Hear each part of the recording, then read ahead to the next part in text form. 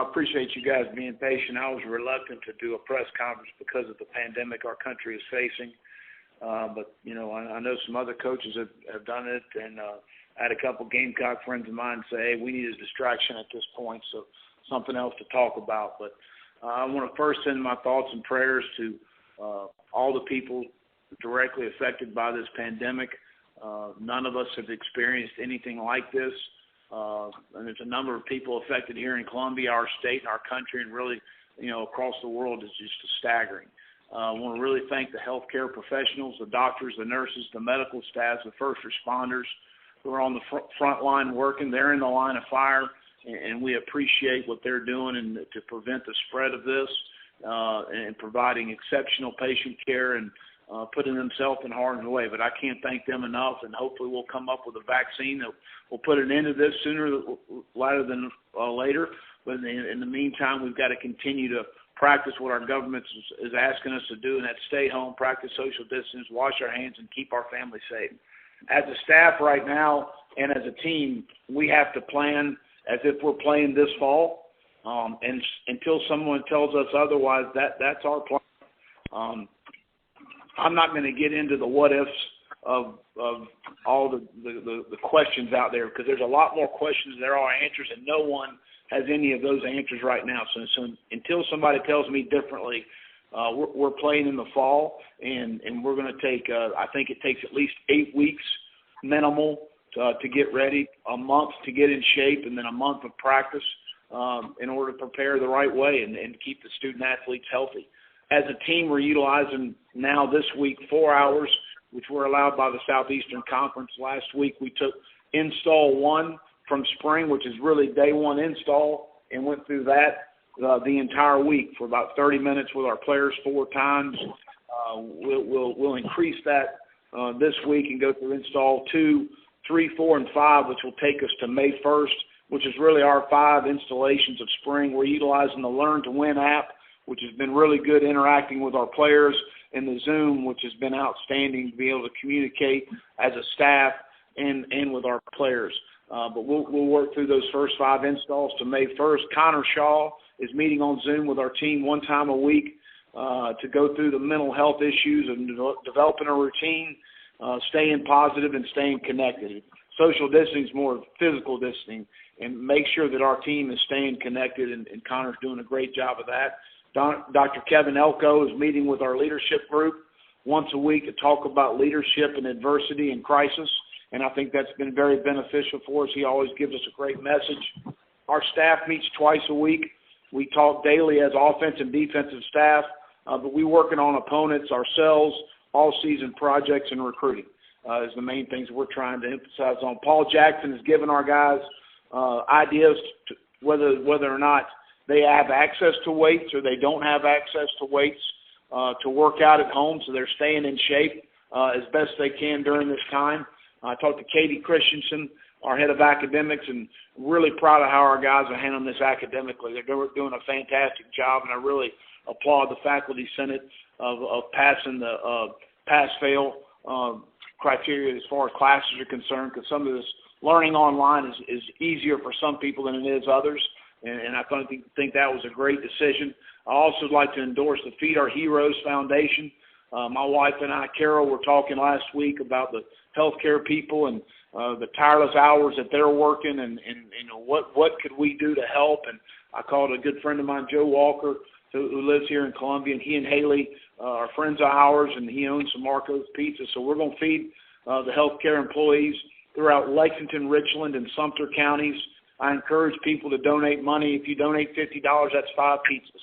That's an opportunity for those people that are working a lot of hours to be able to eat. But the Central Carolina Community Foundation is the fiscal sponsor. You can go on that website and donate money.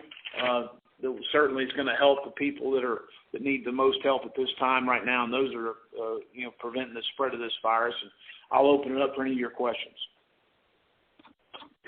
Hey, Will, it's Dave. First of all, thanks for doing this, and I hope everybody in your family's doing okay. With the team, is everybody back home? Are there still some kids still here on campus? And also, did any of your players get tested for corona? We did have one player, and I'm not going to say who did get tested, and it was negative. We had a player that was out of the country when this first started. It was quarantined, and he is fine. We do have about 8 to 10 guys that are here on campus, and all of those guys were cleared to stay on campus because of injury situations that they're rehabbing, and they don't have the facilities to rehab those, that injury at home. And so they've been cleared by our university to do that. Coach, this is Joe Gorcho with WIS. You mentioned in your opening thoughts about Connor Shaw and kind of the mental well-being of your players. Just how critical is the mental component at this time and the mental health for your players as everyone's trying to adjust to the new normal and the reality of the situation? Well, Joe, I think it's critical, and Connor's done a really good job of, keeping our team connected. And I think, number one thing is a daily routine every day of what we're doing. And our guys, obviously we're meeting with our players daily. Our academic people are meeting with our players daily. And then I'm trying to just as much as anything come up with some other ideas to where we can stay connected. And I think Connor's doing a really good job, Dr. Elko, as much as we can keep guys connected during this time as best we can to keep our spirits up, stay positive, and stay safe. That's my message. Will, this is Colin. I guess you kind of touched on recruiting, but how different is it recruiting right now compared to what it would be during a normal year where you're able to kind of go out and visit with some guys? Sure. I mean, I think that, obviously it's so critical to watch an evaluation of a competition, to be able to have them on campus and work them out in camp. But you got to adjust, adapt, and overcome, and that's what we're going to do. So we're really dialing in on the film, having some great dialogue and conversations as a staff about, since we have more time, about prospects and where they fit in our program, and so we've had more time to be able to do that, and so we're trying to make a negative situation into a positive as best we can. Hey, Will. Hey, Coach, it's Mr. Brown from my side. Sorry, go ahead. This is Ben from the state. How are you guys using that Learn to Win company that you kind of mentioned on Twitter? Well, you're able to interact. You're able to send test questions where the players can get immediate feedback on we're quizzing them on a day one install on a certain front, a certain run game, a certain protection. We're able to interact with our players, and they're able to see that the answer was correct or not correct. They're able to see what they should have answered. But it's been really beneficial. Our coaches really, that's been a good part of the learning process. We're using Zoom with the video and the film to be able to watch the film together, to be able to talk through some things, to be able to ask questions, and then use the Learn to Win app as far as some of the test questions and things I think has been beneficial. Coach, it's Mitch Brown from Watch Spot. I know you mentioned earlier on that you guys are planning to prepare and, play in the fall. As for getting players on campus for fall camp and things like that in June and July, is that something that will be addressed down the road as we get closer to the time, as, if they'll be able to come on campus at the university, if that's a decision in conjunction with them, that they'll allow them back on campus and stuff of that nature? That decision is not going to be made by Will Muschamp. So that decision will be made by our president, our board of trustees, our government. But I'm not making that decision. Coach, just following up on that a little bit, I know you're not making the decision, but in terms of the physical component that you mentioned, the trainers are working with guys, and everyone has different situations at home. Some have more that they can use to work out than others. Just from a physical preparedness standpoint, I know that's trivial in the scheme of things, but how are you addressing that in more detail if you can, and are there some concerns that some guys might be ahead of others from a physical aspect and readiness if there is a season come fall? Well, by our league office, we can't really monitor anything they're doing physically at home. We can only suggest some things that they're able to do. We're talking to our guys every day and making sure that they're working out as best they can, whether they have access to weights, a workout situation, or they don't, and they can be able to do some body weight stuff at home. So, again, some guys are doing the best they can do with what they've got, and that's all we can ask right now, but that's really all we can do. Will, it's Dave again. Just looking at the recruiting class, the guys who had signed who maybe hadn't been on campus yet, how are you guys able to talk to them, or are you in contact with them? What are you telling those guys who haven't yet reported to school? Well, again, just the uncertainty of everything. We're not sure exactly when they're going to be able to report. They're all on track to qualify academically at this time. So we've been in contact with those guys just to make sure that they're still, staying positive and finishing out academically their senior year of high school. Coach Joe Gorcho again. You mentioned it early on in our conversation about staying connected, the importance of doing so in different ways that you're doing it. How critical is that, especially when you're trying to help the players get to know some of the new coaches and the team stay connected from a camaraderie standpoint? Because the one thing that's, I think, very important when you get closer to the fall, when you have all these camps, is the chemistry you build. And obviously that's been interrupted to an extent because you're not together on location. Well, again, this is the best we can do is to have the video, conferencing, the Zoom, and to get face-to-face as much as possible, to stay in contact with our guys, FaceTime. But we're talking to our players every day, and that's the best we can do at this time. And Connor's come up with some, having a Madden tournament. He's come up with some really good ideas to keep our guys connected, just staying connected. And he's come up with some really good ideas. Will, this is Colin again. I guess you kind of talked about, development. How does this kind of hiatus and distance learning kind of impact some of these early enrollees where you like getting them on campus and able to kind of work with them hands-on? How does that impact this a little bit? Well, I think we benefited, Colin, from having those guys for the all-season program, number one, and then 5 days of practice. And we were fortunate that we were able to get that in before the situation occurred. So that was a huge benefit for them. So now as we're in a video conference Zoom situation, they have an idea of what we're going through and what we're talking about. And so that's a huge benefit for them. Obviously, would we like to be on campus and practicing and working out and having them in the meeting rooms? Absolutely, but that's not where we are right now. So we've got to adapt and adjust a little bit about how we're teaching and go through those things. It's a lot. The players are a lot more better at this than I am. They're able to get on this phone and the Zoom thing and do a really good job. It takes me a while to get it all cranked up, but it is what it is. Will, this is Josh. You mentioned you're not allowed to physically monitor the players. How much did y'all investigate trying to do that, and how much value do you think that there is in that? Did you talk to somebody at the league office and say, what are we allowed to do and what are we not allowed to do?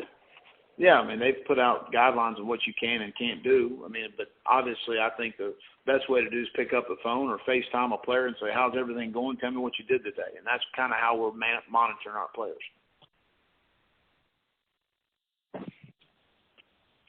Well, this is Pete. In contact with the other coaches, I know the ADs are having a sort of a daily call, but have you talked to anybody? Have y'all set up any group things to just share ideas? I've talked to several coaches and just, kind of bouncing things off what they were doing. I think we're all kind of in the same boat as far as the different things we're trying to do, to help our players. You're a little bit limited in what you can do. Well, AP, first of all, I hope you and your family are well. I hope everybody on the call is doing well. Second, you were able to get some spring practices in where some other schools haven't. Did you like what you saw on those sessions on field, and how much can that help you as you continue to game plan through these kind of crazy times? Well, yeah, I think that there's no question having an opportunity to go out and practice, and especially for Coach Bobo as an offensive coordinator coming in to be able to get with the players and have a better feel for what guys can do. Because as a coordinator or any coach, it's hard to ever really put your finger on what a guy can do till you actually coach the guy and you feel comfortable about what some of the things that you're able to see. And I think that those 5 practices were extremely beneficial for us. To get us pointed in the right direction. I was pleased with our first 5 days, and then this situation occurred. Will, this is Jeff Owens. I'm wondering how your players reacted when they were initially told that spring practice is over and you have to go home and, we don't know how long this is going to last. What was the disappointment level of your guys, and how did you handle that? Well, I think anytime you deal with the unknown and the uncertainty of a situation, it creates some anxiety, it creates some angst, and that's natural. But we always talk to our guys and controlling what you can control. We've got no control over this other than what we can do to help prevent the spread of the virus. We understand that. We've explained that to our players countless times. They understand that. They're frustrated. We all are, but at the end of the day, we're going to make it through this, and we're going to be fine. We just don't know when. Hey, Coach, it's Mitch Brown again. I know you might have talked about this earlier in the conference, but are you guys preparing to play, obviously, the entire fall without fans, and have you ever seen anything like that? Obviously, you practice without fans, but how would that adjustment be, do you think, for your players and your staff coaching in that environment? I'm not going to get into what it, guys. I'm just, we're planning on playing this fall. We're planning on playing having 80,000 people at Williams-Brice right now, and that's the way I'm looking at it. Hey, Coach, this is Chantel with Sports Illustrated. With having a number of new members on your staff, does the relationships you guys had prior kind of help ease this, unknown situation where you didn't get as much practice with each other as you would have liked? Well, again, our coaches are, by position or talking to our players every day, whether it be by phone, FaceTime, Zoom, whatever the case may be. So we'll continue to build these relationships from our distance, in a conference setting. Certainly our staff talks daily as far as the things we need to do to be successful. Will, Dave again, following up on that, were all the new coaches able to get their families moved to Columbia and get their houses set up before all this hit? Yep, Coach Bobo and Laney, his wife, and their 5 children moved in, I believe the Saturday or they got on Saturday before I think everything shut down on Sunday. I don't know the exact dates. And Rod Wilson and his wife and child moved in. It was an easier transition from them. They've been down, they've obviously, both of them went to South Carolina. And then Joe Cox and his wife, they're living out in Lexington. They were able to move in and make a pretty quick transition. Will, this is Josh again, would you be in favor of a proponent of adding some practices if, Lord willing, we're able to, you're able to get back out there in the summer or to the preseason to make up lost time, or do you think that you need that? Well, sure. I'm never going to turn down an opportunity to go out and improve and get better, but whatever decision they make will be fine. We'll adapt and adjust to it. And if it's possible to remove from this situation, from the equation, the state of the program as you head into year 5, how do you feel about the way things are going and the infrastructure and where everything sits? Well, I feel really good about where we are, and obviously we didn't have the season we wanted to have. We had opportunities in the first ball game. You're up 20-9. You knock the ball off the quarterback. You get a holding penalty.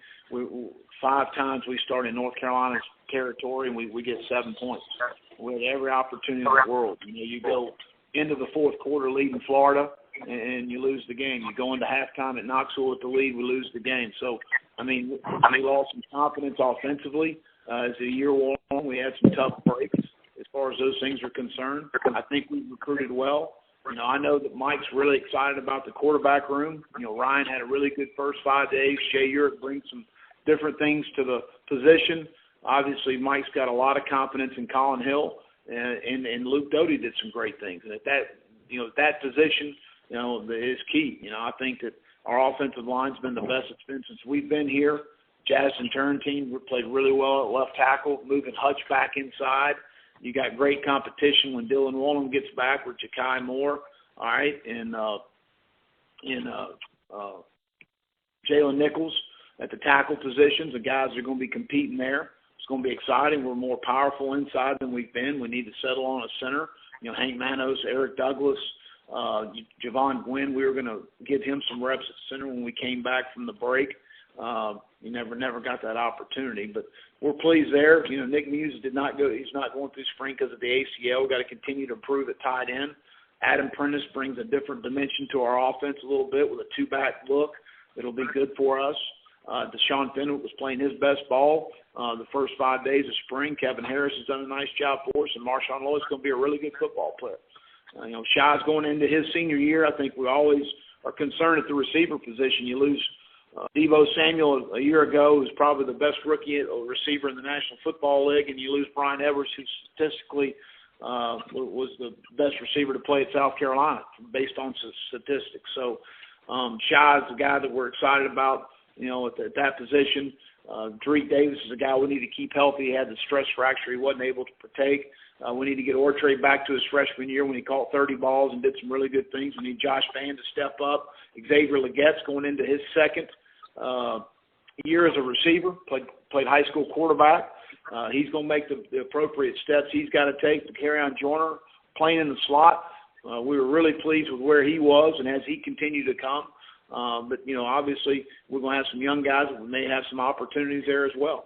But, I feel good about, where we are defensively. You look up front, I think, we'll have a good defensive line. Jabari Ellis, Kiera Thomas, Rick Sandage and Zach Pickens were coming along.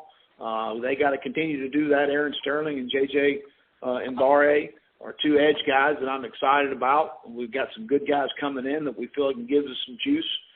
Sherrod Green and Ernest Jones, Damani Staley having really good springs. Jamar Brown's done some good things. I thought J.C. and Israel were having really good camps. And then you got Cam Smith and John Dixon, two guys we really need to come on for us as far as that's concerned. And Jamie Robinson was playing well inside. And Shiloh Sanders has come along and done some good things. RJ's been a productive player. So, again, I feel good about where our football team is. And, obviously the disappointment of last year is sticks in your heart there. But I'm looking forward to getting this team on the field. Well, easy. And I'm wondering, because there wasn't an official pro day, how much of your time, if any, is spent advocating, not for the guys like Vaughn, but for other guys maybe who didn't get to showcase themselves as much as they hoped they would? Yeah, that's very disappointing. Now, T.J. Brunson, he should have been invited to the Combine. I don't know how that didn't happen, but I've talked to a bunch of coaches from the National Football League and a bunch of general managers, probably half of the league, asking questions about guys that were at the Combine and then guys that weren't at the Combine. So those guys will all get an opportunity. I think really not having the pro days is going to hurt smaller colleges. They don't get the exposure. They don't get some of the attendance of a lot of the scouts, and that's probably who it's going to hurt the most. Bill, this is Colin again. I guess you kind of touched on your camps this summer. I know South Carolina's kind of done some distance learning up until the end of summer too, I want to say.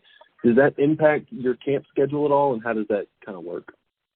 Well, absolutely. At this time, our campus is shut down. And as long as it's shut down, then no one's coming on our campus.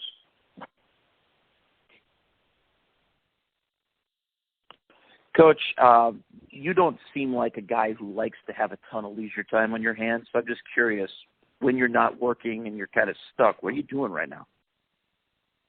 Well, again, we're working on a lot of football things, and our first 5 days of spring ball, our opponents, we've got some different projects that we've assigned that we want to kind of work through, and then obviously, you're always recruiting, always on the phone, texting, whatever the case may be, watching recruiting tape, comparing guys, ranking guys on the board. Leisure time-wise, I embarrassingly will admit that I didn't know much about Netflix till now, but I do now. My wife and I watch Bloodlines. That's a heck of a show. If you ever get interested in that, we watch that every night for about 2 weeks. We worked through, I think, all 3 seasons of it. It was pretty good. I've watched some shows on that. I exercise a lot more than I've ever exercised. That's about it. Coach Joe Gorgio again. I know you addressed the team on how to stay positive throughout the situation. What would be your message to the Gamecock fans that support the team and throughout the state about how to handle this moment in time? Well, I would emphasize what Governor McMaster's telling us, and that's, stay positive, stay safe. Social distancing is very important. Stay at home unless it's an essential situation that you need to leave your house. But I would emphasize what our government's emphasizing to everybody. Hey, Will, it's Cornblow, and thanks for doing this for us. Have any individual players kind of stepped up during this time to organize things over the internet and through Zoom, whatever, just among the players? Have you seen some leadership guys kind of step up during this time? Yeah, I mean, we've got guys within, there's a group chat in each position group and each unit that's, talking to each other every day to stay positive. But I wouldn't say it's one guy in each group. I'd say it's multiple guys. Now, I've been really proud of our guys, handling this new way of doing things academically. Katie Christensen, when you step into something you've never done before, you don't ever know how it's going to go. And our academic people have been so pleased in how our players have maturely handled the situation. The Zoom meetings have been outstanding positionally. I met with the entire team by position last week and went through just the do's and don'ts in these situations, and I think that I've been pleased with how our guys have handled it. I don't want to single anybody out, Phil, but because I think there's a lot of guys that have done a nice job. Will, Dave again. Speaking of what players can do, a big part of summer is quarterbacks getting together with their receivers and throwing it around. Have you guys encouraged that maybe in small groups? Are your QBs and receivers able to do that at this time? We can't encourage or tell our guys to do anything as far as the workout stuff is concerned. I mean, that's been mandated by the Southeastern Conference. So if they want to throw, it's going to be on their own, and certainly they're more than happy to do it. Will, this is John. If you could, you touched on it a little bit, but if you could go into a little bit of the challenges for Mike Bobo on trying to install a fairly different offense from what was run last year, and what kind of concerns has he expressed and all that? What kind of challenges do you guys see? Well, I think that, we were fortunate enough to get in 5 days, so that helps a lot. You get through day 5 of installation, which he scaled back a little bit on day 4 and 5. Just wanted to make sure that we got some concepts taught the right way offensively. But I think that, we've talked about it. I mean, as far as there may be, especially with new coordinators, a little more of a simple approach, so to speak. I don't want that to scare anybody, but you got to make sure you guys know what they're doing and how they're doing it. And we'll have a good teaching progression planned when we get back on campus and whatever time that we have, and be able to install what we need to install. But again, the safety of the student athlete, to me, at minimal, needs 8 weeks, a month to work out and run and get in the right condition that you need to get in. And then if you have a month of practice, we'll have plenty of time to install the offense. I mean, we'll have plenty of time.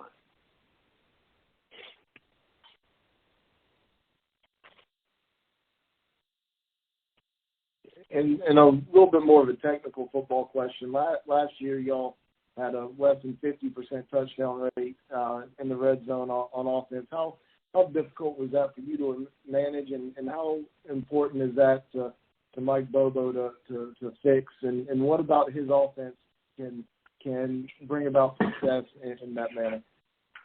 Well, I think that, looking at our red zone issues, were a number of things. We didn't run the ball extremely well down there consistently throughout the year.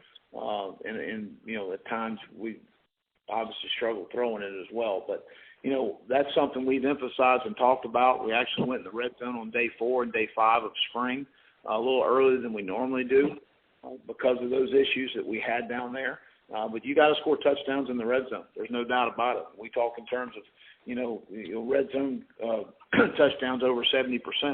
You got to be able to score it, and scoring 100% of the time. We certainly didn't do that. Will, this is Ben again. In your playing days, how much lead up was there to the season? I assume it was less year round than it is now, and I guess are there some lessons you guys can take from the way that football teams, used to operate? Well, I'm not that old, so I mean, I don't know who you're referring to. You need to go ask some of these other coaches. I mean, I was there all summer and worked out all summer. So, fair enough. They used to have a summer run in July, and all the guys would come to campus and do a conditioning test to see who was in shape and who wasn't in shape, and that was usually about 3 weeks out of fall camp, and then you reported fall camp. But that's also, I think fall camp was longer there. You had longer practices. So, I mean, again, it is what it is.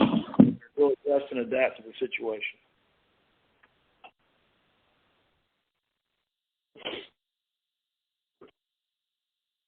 Will, following up on that, do y'all convey that as coaches to the ADs and administrators who are making those decisions? Do y'all feel like your voice is being heard on how much time you guys need?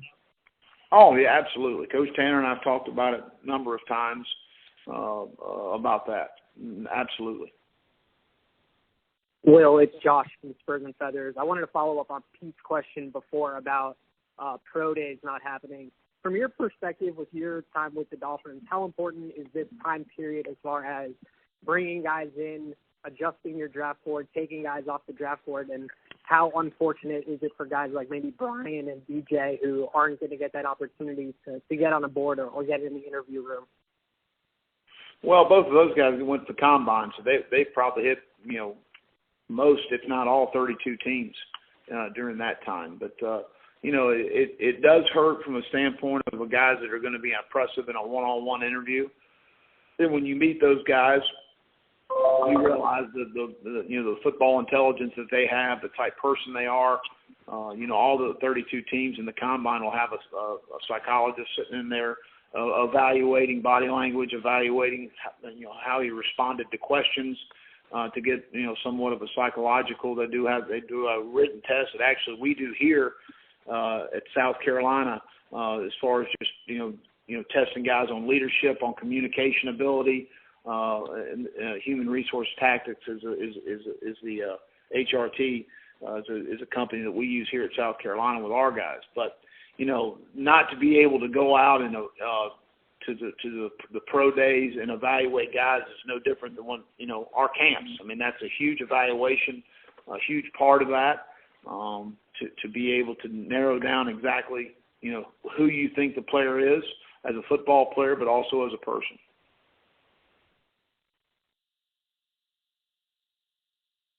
Well, this is Josh again. I think traditionally people have thought of Florida as a have and South Carolina as a have-not in the SEC. This is going back sort of decades. You've been at both places now. Given where South Carolina's program is logistically, not on the field stuff necessarily as much as the infrastructure, do you feel like it's just as well positioned as any of the traditional powers in the league to have success into the future? Well, I think, obviously getting the Ken and Cindy Long operations facility is a huge step for us. That's somewhere where we were sorely lacking behind most of the league as far as that's concerned. That's certainly going to help us. Our game day atmosphere is as good as anywhere in the country. I think Columbia is a great sell to a student athlete from the standpoint if they just want a college atmosphere, they can have that. But if they want more than that and they want internships in May and they want to be able to have work opportunities in the summer, being in the capital city of the state of South Carolina certainly is going to help you. So we've got to continue to build to that and recruit to that, and that's what we're trying to do.